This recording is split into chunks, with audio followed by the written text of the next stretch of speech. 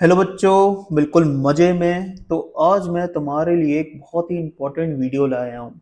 ये वीडियो तुम्हारे लिए गेम चेंजर साबित हो सकती है। तो आज अपन जेई मेन की फिजिक्स का एक डिटेल एनालिसिस देखेंगे। अपन देखेंगे कि पिछले 6 सालों में, मतलब साल 2020 से साल 2025 तक जेई मेन ने फिजिक्स में जितने भी सवाल पूछे हैं, तो किस किस चैप्टर से कितने कितने सवाल आए हैं और चैप्टर के किस किस टॉपिक से कितने कितने सवाल आए हैं। तो वो सब चीज़ें आज अपन इस वीडियो में देखेंगे। जैसे तुम्हें भी पता है कि जो तुम्हारे जेई का जो सिलेबस है वो बहुत ही वास्ट सिलेबस है, बहुत ही बड़ा सिलेबस है। जैसे अगर मैं पर्टिकुलरली फिजिक्स की बात करूं तो फिजिक्स में लगभग लगभग 30 से 35 चैप्टर है। अब अगर तुम मुझसे पूछो कि सर सारे चैप्टर क्या इक्वली इंपॉर्टेंट हैं क्या, तो मैं बोलूंगा कि सारे चैप्टर इक्वली इंपॉर्टेंट नहीं है। अब ये मैं कैसे बोल पा रहा हूँ, मैंने देखा कि कुछ चैप्टरों से सवाल ज्यादा आ रहे हैं तो वो ज्यादा इंपॉर्टेंट होंगे, कुछ चैप्टरों से सवाल कम आ रहे हैं तो वो कम इंपॉर्टेंट होंगे। तो ये सब चीजें ना यार एनालिसिस करके ही पता चलती है। तो इसलिए ये वाली जो वीडियो है तुम्हारे लिए काफी बेनिफिशियल होने वाली है। अब एनालिसिस चालू करने से पहले मैं तुम्हें कुछ बताना चाहता हूँ। एक हम लोगों ने एक टफ पीवाईक्यू की सीरीज चला रखी है। इसमें हम पिछले 5 साल के, या फिर मैं बोलूँ कि साल 2021 से साल 2025 के बीच में जितने भी टफ पीवाईक्यू आ रखे हैं, तो वो हम चैप्टर वाइज डिस्कस कर रहे हैं। तो ये फिजिक्स में भी अवेलेबल है, केमिस्ट्री में भी अवेलेबल है और मैथमेटिक्स में भी अवेलेबल है। तुम नेक्स्ट पर जेई चैनल के कोर्सेज वाले सेक्शन में जाकर चेक कर सकते हो। और एक हम लोगों ने एक स्प्रेडशीट भी प्रिपेयर करी है। इस स्प्रेडशीट का जो लिंक है तुम्हें इस वीडियो की डिस्क्रिप्शन में मिल जाएगा। जब तुम इस स्प्रेडशीट के लिंक को खोलोगे तो तुम्हें कुछ ऐसा दिखाई देगा। तो यहाँ पर तुम देखो, जैसे मैंने इलेक्ट्रोस्टैटिक्स वाला चैप्टर का टफ पीवाईक्यू वाली सीरीज का सेशन लिया है, तो उसकी यूट्यूब की वीडियो का लिंक जस्ट बगल में है और उसके जस्ट बगल में उसकी पीडीएफ है। तो ये ऑर्गेनाइज्ड वे में तुम्हें एक जगह ही सारी चीजें मिल जाएंगी। अब ऐसा केमिस्ट्री में भी है और मैथमेटिक्स में भी है। तुम्हें भी पता है कि जो नंबर ऑफ पीवाईक्यूज है वो बहुत ज़्यादा है। हर पीवाईक्यू करना मतलब प्रैक्टिकली इम्पॉसिबल है, लेकिन मैं बोलूँगा कि ये टफ पीवाईक्यू वाली सीरीज के जितने भी पीवाईक्यू है ये करना तो मतलब मस्ट है। तो ये सीरीज तुम्हारे लिए बहुत ही बेनिफिशियल होगी। अब अपन है ना यार एनालिसिस चालू करते हैं। तो पहला जो चैप्टर है अपने पास वो यूनिट एंड डायमेंशन है। बहुत ही इजी चैप्टर है और स्कोरिंग चैप्टर है। तुम देखो यार, ये वाला चैप्टर जहाँ तक मैं समझता हूँ एक लेक्चर का है, ठीक है। और तुम देखो, इस चैप्टर से पिछले 6 सालों में जो नंबर ऑफ क्वेश्चंस आ रखे हैं वो 72 है। मतलब मैं ये बोलूँगा कि हर शिफ्ट में एक क्वेश्चन तो मिलेगा ही मिलेगा। इसमें तो बस तुम पीवाईक्यू कर जाओ वो मोर देन सफिशिएंट है, क्योंकि कॉन्सेप्ट बहुत ही लिमिटेड है। बस वो फिजिकल क्वांटिटी को ही चेंज करता रहता है। तो ये वाला चैप्टर तुम बिल्कुल भी छोड़ के नहीं जा सकते। अगला जो अपने पास चैप्टर है वो मेजरमेंट और एरर है। इसमें जो सबसे ज़्यादा जो सवाल आते हैं वो वर्नियर स्केल की रीडिंग के और स्क्रू गेज की रीडिंग के आते हैं। तो वर्नियर स्केल एक लेक्चर हो गया, स्क्रू गेज एक लेक्चर हो गया, तो इसको तो तुम कर ही जाना। बाकी दूसरे तरीके के सवाल इसमें जो आते हैं वो अपन के पास परसेंटेज एरर वाले हो गए या परसेंटेज रिलेटिव एरर वाले हो गए, और सिग्निफिकेंट फिगर वाले सवाल भी आते हैं। इसमें जो पिछले 6 सालों में जो सवाल पूछे गए हैं वो 79 हैं। अगला जो अपने पास चैप्टर है वो मैथमेटिकल टूल है। तो इसमें तो मैं क्या ही बताऊं। तो अपन के बेसिक डिफरेंशिएशन इंटीग्रेशन के जो नंबर ऑफ क्वेश्चंस इसमें पूछे गए हैं वो केवल एक ही है। और जो मेजरली जो सवाल पूछे जाते हैं इसमें से वो वेक्टर से पूछे जाते हैं। यहाँ पर मतलब वेक्टर एडिशन हो गया, वेक्टर सब्ट्रैक्शन हो गया, ये अपने पास जो वेक्टर प्रोडक्ट है जिसमें डॉट प्रोडक्ट और क्रॉस प्रोडक्ट आता है, तो उसके सवाल ज़्यादा आते हैं। तो इसके जो टोटल नंबर ऑफ क्वेश्चंस पूछे गए हैं वो हैं 34। अगला चैप्टर अपने पास रेक्टिलिनियर मोशन वाला है। तो इसमें सबसे ज़्यादा जो इम्पोर्टेंट है ना, वो बेसिकली एक तो ग्राफ रिलेटेड सवाल पूछते हैं ये, एक मोशन अंडर ग्रेविटी वाले सवाल तुम्हें मिलेंगे, और एक वेरिएबल एस्केलेशन वाले सवाल तुम्हें मिलेंगे जिसमें तुम एस्केलेशन को v d by d x लिखते हो, d v by d t लिखते हो, तो वो वाले सवाल तुम्हें अच्छे खासे मिलेंगे। बाकी एस्केलेशन कांस्टेंट वाले सवाल तुम्हें कम मिलेंगे। जो टोटल नंबर ऑफ क्वेश्चन जो पूछे गए ना वो 83 पूछे गए हैं। अगला जो अपने पास चैप्टर है वो प्रोजेक्टाइल मोशन वाला है। तो इसमें सबसे ज़्यादा जो इम्पोर्टेंट है ना वो ग्राउंड टू ग्राउंड प्रोजेक्टाइल वाला है। इसमें तुम्हें टाइम ऑफ फ्लाइट का, मैक्सिमम हाइट का, रेंज का फॉर्मूला याद होना चाहिए। तुम्हें पता होना चाहिए कि मैक्सिमम हाइट पर केवल हॉरिजॉन्टल कंपोनेंट ऑफ वेलोसिटी ही रहता है। तो वो वाले सवाल ही आते रहते हैं, मतलब फॉर्मूला बेस्ड सवाल है। तो इसमें सबसे ज्यादा important basically ground to ground projectile है। तुम देख सकते हो 44 में से 35 तो ग्राउंड टू ग्राउंड प्रोजेक्टाइल वाले हैं, बाकी इंक्लाइन प्लेन के अलोंग प्रोजेक्टाइल ये सब लीस्ट इंपॉर्टेंट है। अगला जो अपने पास चैप्टर है वो रिलेटिव मोशन का है। तो ये तो मैं बोलूंगा कि तुम इसको स्किप कर सकते हो। एक तो तुम देखो ये वाला जो चैप्टर है बच्चों को टफ भी लगता है, ठीक है, बाकी सवाल भी ज्यादा नहीं आते, तो इसको तुम स्किप कर सकते हो, कोई दिक्कत वाली बात नहीं है। तो रेक्टिलिनियर प्रोजेक्टाइल और रिलेटिव में सबसे ज्यादा जो इंपॉर्टेंट होगा वो रेक्टिलिनियर मोशन होगा, फिर प्रोजेक्टाइल मोशन होगा, और इसमें भी केवल ग्राउंड टू ग्राउंड प्रोजेक्टाइल। बाकी रिलेटिव को तुम स्किप कर सकते हो अगर तुमने पढ़ नहीं रखा है तो ढंग से। अगला जो अपने पास चैप्टर है वो एनएलएम है, और इसमें सबसे ज़्यादा जो इम्पोर्टेंट होगा ना वो बेसिकली एफ नेट बराबर एम ए वाले सवाल होंगे, जिसमें अपन को एस्केलेशन निकालना होता है। जैसे हेडफोर्ड मशीन वाले सवाल हो गए, तो इनके सवाल अच्छे खासे आते हैं। बाकी जैसे बच्चों को कांस्टेंट मोशन में दिक्कत आती है, तो इसमें तुम बेसिक बेसिक केसेस कर लो, या बेसिक बेसिक एग्जांपल कर लो, इजी एग्जांपल कर लो, ज़्यादा टफ एग्जांपल करने की ज़रूरत नहीं है, क्योंकि ये लीस्ट इंपॉर्टेंट है। बाकी इसमें टोटल नंबर ऑफ क्वेश्चंस अपने पास जो आए हैं ना वो 61 आए हैं। अब तुम देखो यार, एनएलएम से 61 सवाल हैं, ठीक है, पिछले 6 सालों में। और तुम देखो यार, यूनिट ऑफ डायमेंशन से तुम्हारे 72 सवाल हैं, और यूनिट ऑफ डायमेंशन का जो टॉपिक है वो एक लेक्चर का है, एनएलएम का जो टॉपिक है वो करीबन करीबन 8 से 10 लेक्चर का है। तो यार इसलिए बोल रहा था मैं कि यूनिट डायमेंशन हो गया, मेजरमेंट एरर हो गया, इनको तुम स्किप नहीं कर सकते हो। अगला जो अपने पास चैप्टर है वो फ्रिक्शन का है। तो इसमें यार वही दोबारा ज़्यादा सवाल तो तुम्हें फ्रिक्शन के मिलेंगे नहीं। बाकी इसमें जैसे जो टफ केसेस होते हैं, जैसे बोलते हैं कि मल्टीपल ब्लॉक वाले सवाल करने चाहिए, तो 2 ब्लॉक तक तो ठीक है। बाकी 3 ब्लॉक प्रॉब्लम, 4 ब्लॉक प्रॉब्लम, इनको तुम स्किप कर सकते हो, 2 ब्लॉक प्रॉब्लम वाले तो आते हैं इसमें। अगला जो अपने पास चैप्टर है वो सर्कुलर मोशन है। तो इसके जो टोटल नंबर ऑफ क्वेश्चंस अपने पास आए हैं वो 56 है। तो एक तो इसमें वर्टिकल सर्कुलर मोशन इंपॉर्टेंट होगा, और एक circular motion on a horizontal plane important होगा इसमें। अगला जो अपने पास चैप्टर है वो वर्क पावर एनर्जी का है। तो इसमें तुम देखो वर्क एनर्जी थ्योरम और मैकेनिकल एनर्जी कंजर्वेशन पर मैक्सिमम सवाल है, और इसके जो टोटल नंबर ऑफ क्वेश्चंस अपने पास आए हैं वो 92 है। तो इसमें तुम्हें वर्क एनर्जी थ्योरम और मैकेनिकल एनर्जी कंजर्वेशन अच्छी तरीके से आना चाहिए।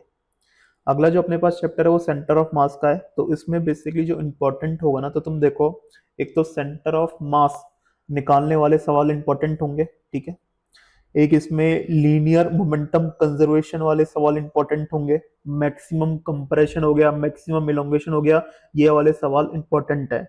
बाकी एक इम्पल्स मोमेंटम थ्योरम होती है वो भी इंपॉर्टेंट है, और इसमें कोलिजन में बस हेड ऑन कोलिजन इंपॉर्टेंट है, ऑब्लिक कोलिजन इंपॉर्टेंट नहीं है। बाकी जो वेरिएबल मास सिस्टम में है ना, बस तुम्हें थ्रस्ट फोर्स का फॉर्मूला पता होना चाहिए, v relative dm by d, तो वो वाले सवाल आते हैं इसमें। टोटल नंबर ऑफ प्रॉब्लम जो अपने पास आए ना वो 83 आए हैं। अगला जो अपने पास चैप्टर है वो रोटेशनल मोशन वाला चैप्टर है।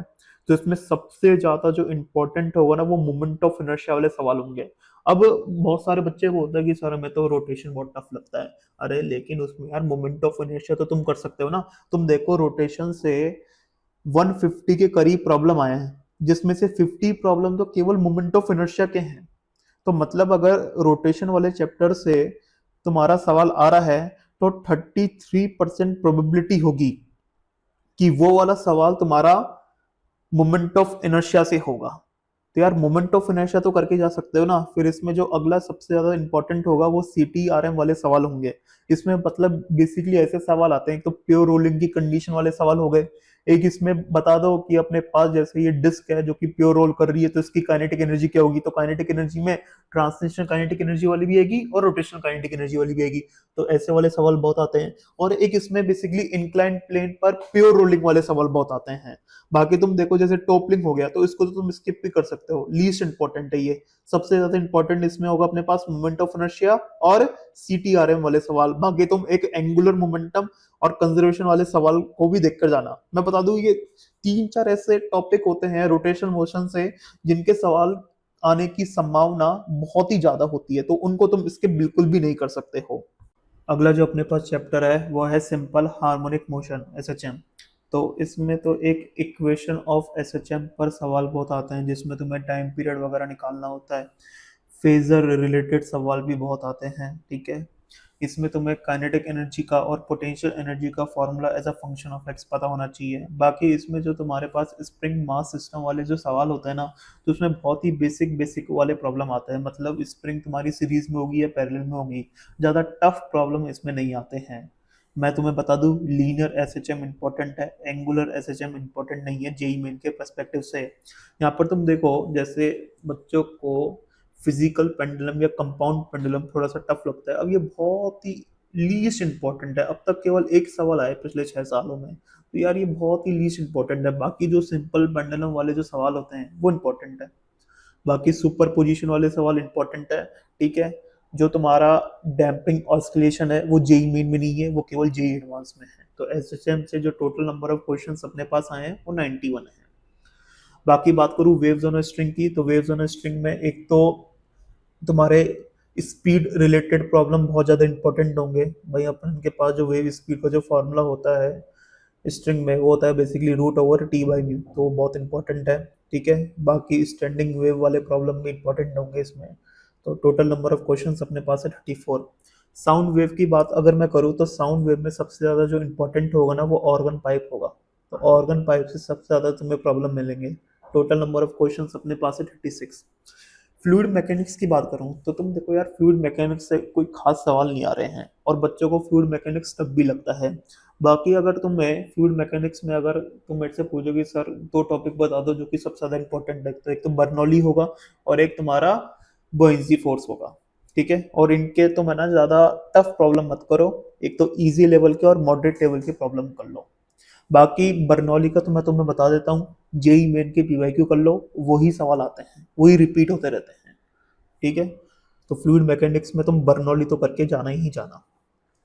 इलास्टिसिटी में बात करूँ तो मैं तो लॉन्गिट्यूडनल स्ट्रेस और लॉन्गिट्यूडनल स्ट्रेन वाले सवाल आते हैं ज़्यादातर, ठीक है। बाकी ये शियर स्ट्रेस, बल्क मॉडुलस वाले सवाल कम ही रहते हैं। बाकी बल्क मॉडुलस में तो तुम बस फॉर्मूला पढ़ जाओ, तो अगर सवाल आएगा तो तुम आसानी से कर सकते हो।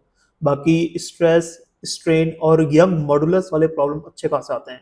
तुम देखो 43 आए हैं 65 में से, तो ये वाला पार्ट तो कर ही लेना। मतलब अगला जो अपने पास है वो विस्कोसिटी का है।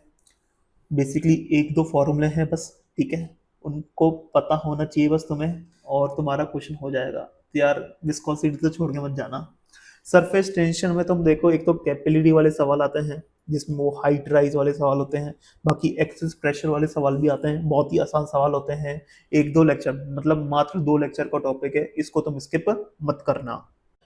अगला जो अपने पास चैप्टर है वो है कैलोरीमेट्री और थर्मल एक्सपेंशन। तो इसमें कैलोरीमेट्री वाला जो पार्ट है ना वो इम्पोर्टेंट है, बाकी जो थर्मल एक्सपेंशन वाला पार्ट है ना वो ज़्यादा इंपॉर्टेंट नहीं है। बाकी अगर तुम्हें वो करना ही है तो इसमें जो लीनियर थर्मल एक्सपेंशन वाला जो पार्ट होगा वो ज़्यादा इंपॉर्टेंट होगा, और ज़्यादा टफ सवाल करने की जरूरत नहीं है थर्मल एक्सपेंशन में, ठीक है।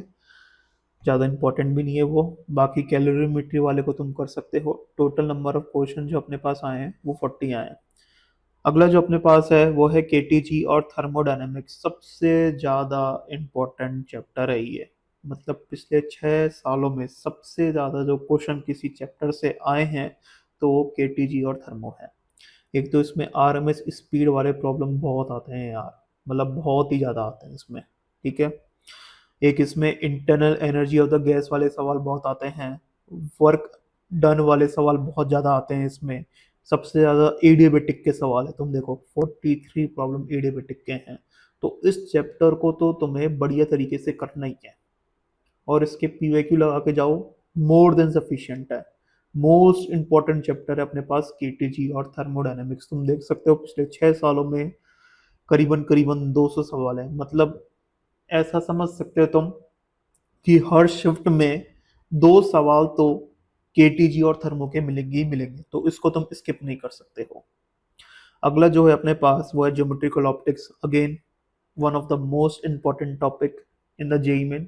इसमें सबसे ज़्यादा जो इम्पोर्टेंट होगा वो अपने पास रिफ्रैक्शन वाले सवाल होंगे, और उसमें भी टीआईआर वाले बहुत सवाल आते हैं इसमें, ठीक है।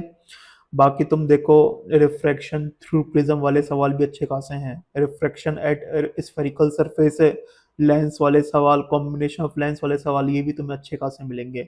बाकी ये जो डिस्पर्सन ऑफ लाइट और एंगुलर सेपरेशन है, या जो तुम पढ़ते हो क्रोमेटिक एब्रेशन, ए क्रोमेटिक एब्रेशन, ये लीस्ट इंपॉर्टेंट है। बाकी मैं तुम्हें बता दूं, ह्यूमन आई तुम्हारा हट चुका है, ठीक है। ये आई डिफेक्ट्स वगैरह पढ़ने की बिल्कुल भी जरूरत नहीं है। ऑप्टिकल इंस्ट्रूमेंट में एक तो माइक्रोस्कोप है और एक टेलीस्कोप है, उसमें तुम्हें मैग्निफिकेशन के फॉर्मूले याद होने चाहिए। मैग्निफिकेशन रिलेटेड सवाल आते हैं, तुम देख सकते हो जो टोटल नंबर ऑफ क्वेश्चंस अपने पास जो आए हैं ना, वो कितना है, 157 आए हैं। अगला जो है अपने पास वो है इलेक्ट्रोस्टैटिक्स, बहुत ही इंपॉर्टेंट चैप्टर है।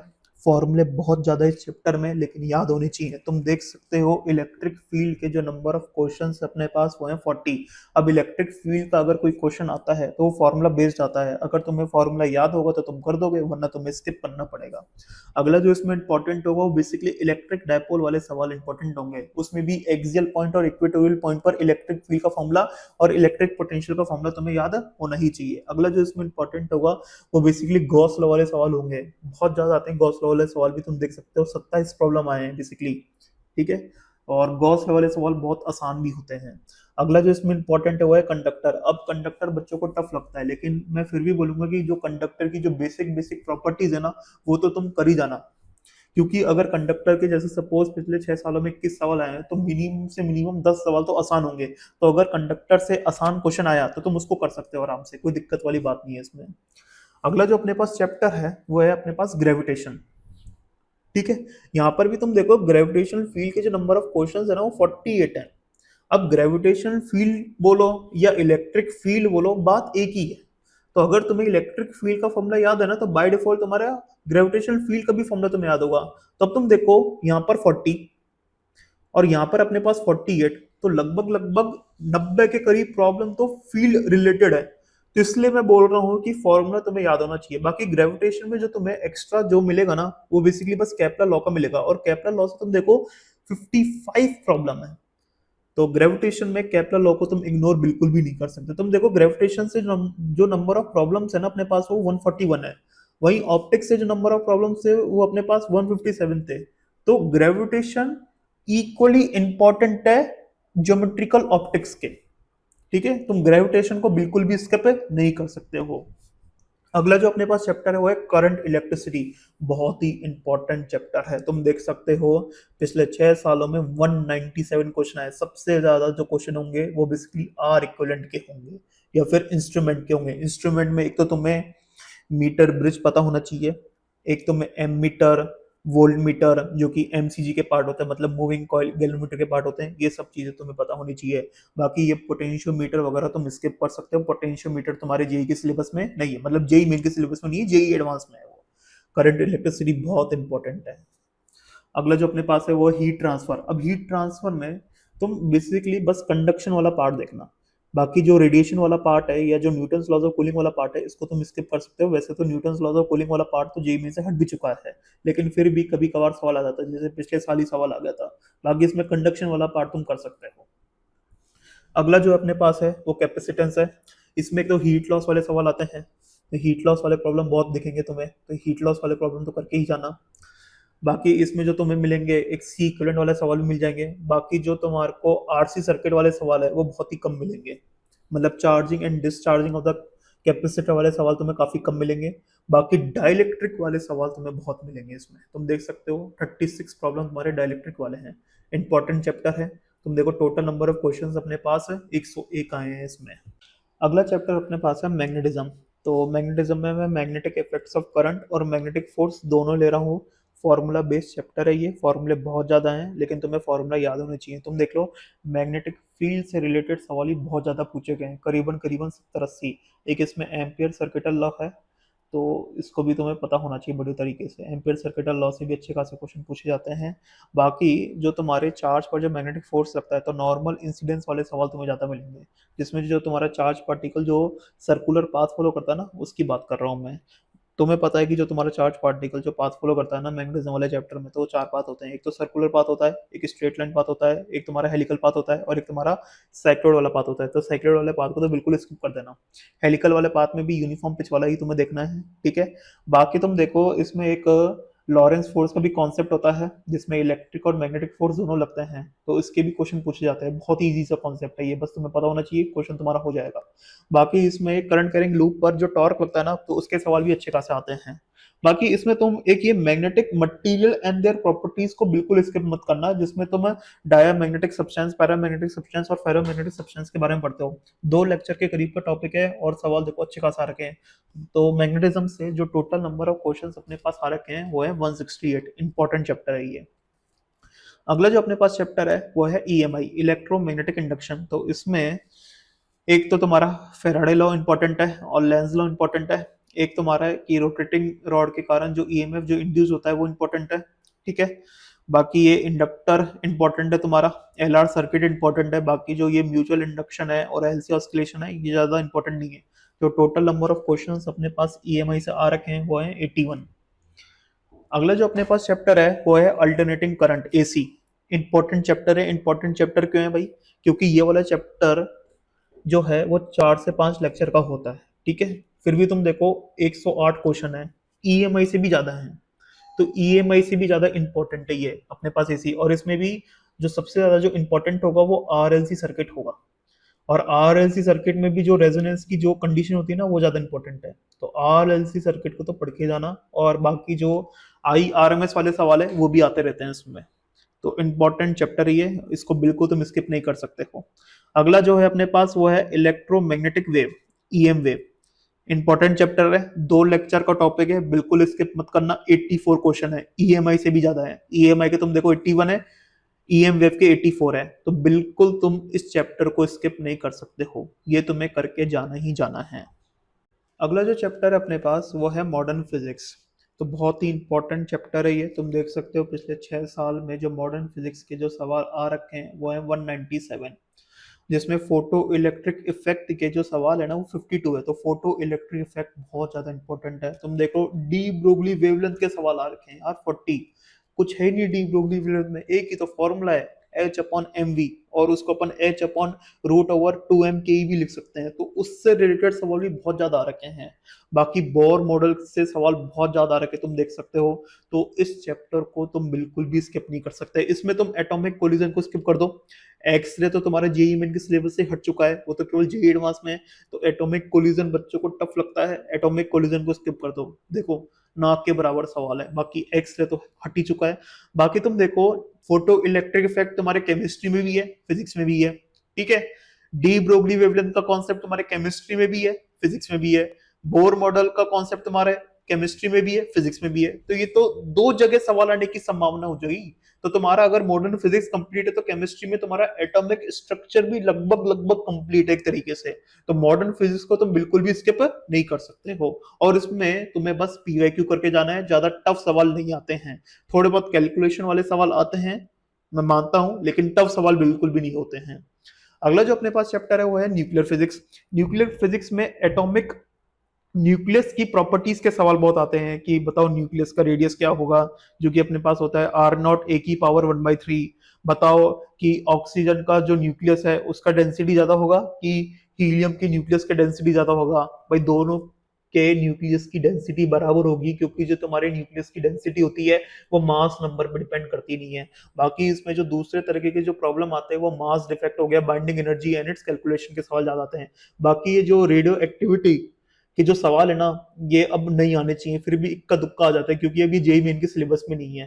तो इसमें जो तुम्हारा इंपॉर्टेंट जो सब टॉपिक्स होंगे ना वो एक तो एटॉमिक न्यूक्लियस की प्रॉपर्टीज का होगा, और एक तुम्हारा जो मास डिफेक्ट और बाइंडिंग एनर्जी वाले जो सवाल है ना ये इंपॉर्टेंट होंगे। अगला जो अपने पास चैप्टर है वो अपने पास है वेव ऑप्टिक्स। वेव ऑप्टिक्स में जो सबसे ज्यादा इंपॉर्टेंट होगा वो वाईडीएसी वाला होगा, ठीक है। तो इसमें एक तो वाईडीएसी कर जाओ तुम, एक पोलराइजेशन कर जाओ और एक डायफ्रेक्शन कर जाओ। बाकी थिन फिल्म इंटरफेरेंस ज्यादा इंपॉर्टेंट नहीं है, बस वाईडीएसी, पोलराइजेशन और डायफ्रेक्शन इंपॉर्टेंट है। जो टोटल नंबर ऑफ सवाल तुम्हारे वेव ऑप्टिक्स आए वो 99 है। अगला जो अपने पास चैप्टर है जो कि आखिरी चैप्टर होगा वो अपने पास होगा सॉलिड एंड सेमीकंडक्टर। इसमें सबसे ज्यादा जो इंपॉर्टेंट होगा वो एक तो होगा पीएन जंक्शन डायोड, ठीक है, और एक लॉजिक गेट। तो ये 2 सबसे ज्यादा इंपॉर्टेंट टॉपिक है सेमीकंडक्टर में। बाकी जो तुम्हारा ट्रांजिस्टर वाला पार्ट है ना वो हट चुका है। जो टोटल नंबर ऑफ क्वेश्चन तुम्हारे सॉलिड और सेमीकंडक्टर से आए हैं वो तुम्हारे 109 आए हैं। अब यार मैं तुम्हें एक ओवरऑल बता देता हूँ। जैसे तुम्हें एक चार्ट दिख रहा होगा, तो तुम देखो सबसे ज़्यादा जो क्वेश्चन आ रखे हैं ना वो केटीजी और थर्मो के आ रखे हैं, तो इसको तो तुम बिल्कुल भी स्किप नहीं कर सकते हो। फिर अपना हो गया करंट इलेक्ट्रिसिटी, फिर मॉडर्न फिजिक्स, फिर मैग्नेटिज्म, फिर ज्योमेट्रिकल ऑप्टिक्स, फिर रोटेशनल मोशन, फिर इलेक्ट्रोस्टैटिक्स, फिर ग्रेविटेशन। तो ये अपने पास 8 चैप्टर हैं। इनको तो तुम बिल्कुल भी स्किप नहीं कर सकते हो, ये तो तुम्हें करने ही करने हैं। अगर तुमने ये 8 चैप्टर कर रखे हैं तो मोटा मोटी ये समझना कि अगर तुम्हारा फिजिक्स का पेपर 100 नंबर का होता है तो 60 नंबर तो तुम्हारे आएंगे ही आएंगे। आ रहा है तुम्हें समझ कि 50 से 60 के बीच में तुम्हारे नंबर आएंगे ही आएंगे, जो कि अच्छे खासे नंबर होते हैं। फिर अपना आता है solid and semiconductor, alternating current, capacitor, wave optics, work power energy, simple harmonic motion, EM wave.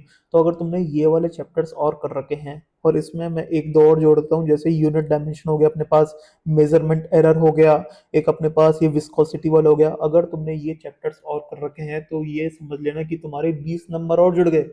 तो मोटा मोटी तुम 70 से 80 नंबर ला सकते हो 100 में से, जो कि अच्छे खासे नंबर होते हैं। मतलब अगर तुम्हारे फिजिक्स में 80 नंबर आ रहे हैं तो समझ लेना कि 99+ परसेंटाइल तुम्हारी फिजिक्स में आएगी ही आएगी। तो ये जो टॉप के चैप्टर्स है इनको तुम बिल्कुल भी स्किप नहीं कर सकते हो। ठीक है। ये जो मैंने पूरा जो एनालिसिस बनाया है, तो इसमें करीबन करीबन मैंने 3050 प्रॉब्लम लिए हैं। ठीक है। ये बहुत ही डिटेल एनालिसिस है। ठीक है, इससे ज़्यादा डिटेल एनालिसिस तुम्हें कहीं नहीं मिलेगा, बहुत मेहनत लगी है इसको बनाने में। ठीक है, लेकिन तुम्हारे लिए बहुत ही बेनिफिशियल हो जाएगा अगर तुम इसको सही तरीके से यूज करो। तो ऐसा नहीं कि तुम्हें हर चैप्टर को इक्वल टाइम ही देना है, जो इंपॉर्टेंट चैप्टर्स हैं उनको तुम्हें ज़्यादा टाइम देना है, जो तुम्हारे चैप्टर्स इंपॉर्टेंट नहीं है उनको तुम्हें कम टाइम देना है, और उनमें से मेन मेन टॉपिक कर लो जिनसे क्वेश्चन पूछे जाते हैं, जैसे कि मैंने बताया भी था। ठीक है, तो इसका पूरा फायदा उठाना तुम, तो बढ़िया रहेगा। तो चलो ठीक है, बाय बाय, थैंक यू।